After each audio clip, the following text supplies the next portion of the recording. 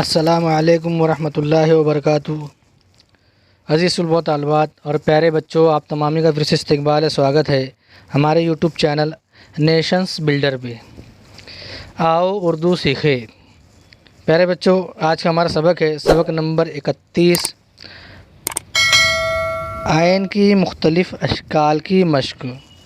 یہاں آئین کی مختلف شکلیں دی ہوئی ہے اور اس شکل کے ذریعے سے الفاظ کو بنایا گیا ہے۔ ہم کو یہاں پر عین کی مختلف اشکال کی مشق کرنا ہے اور اس کو سمجھنا ہے، دیکھنا ہے کہ عین کی مختلف شکلوں کو الفاظ میں کس طرح لکھا جاتا ہے، کس طرح تحریر کیا جاتا ہے۔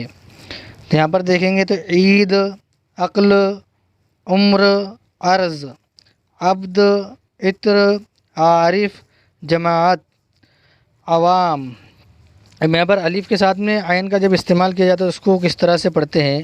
اعظم، اعداد، اعضاء، اعمال، اعلان، اعتماد، اعتراف، اعادہ، اعتبار، بعد، نعت، جمعہ، کعبہ، قلعہ، فعل، نعمت، شعر، معبود، معنی، معاف، معلوم، معصوم، تعاون، تعطیل، تعریف، معدہ، معمور۔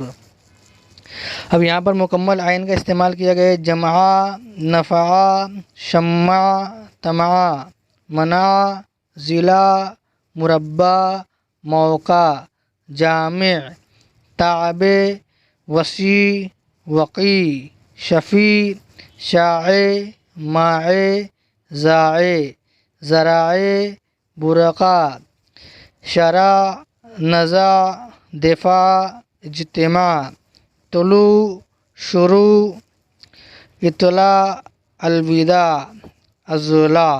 تو یہاں پر مختلف عین کی شکلوں کو الفاظ کے اندر استعمال کیا گیا تھا، ہم نے اس کی معلومات حاصل کی ہے۔ اب اس کے نیچے دیکھیں گے غین کی مختلف اشکال کی مشق۔ غین کی مختلف شکلوں کو الفاظ میں کس طرح لکھا جاتا ہے اس کے بارے میں ہم یہاں پر معلومات حاصل کریں گے۔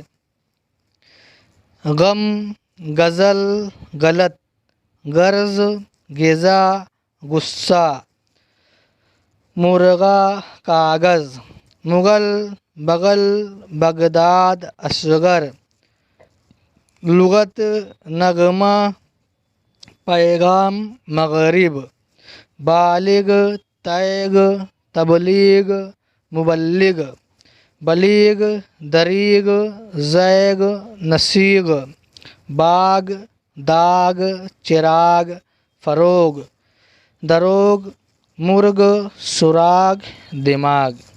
تو پیارے بچوں، آج کے اس ویڈیو میں سبق نمبر 31 میں ہم نے عین کی مختلف اشکال کو لفظوں میں کس طرح لکھا گیا ہے، غین کی مختلف شکلوں کو لفظوں میں کس طرح لکھا گیا ہے اس کی ہم نے مشق کری، اس کے بارے میں معلومات حاصل کری۔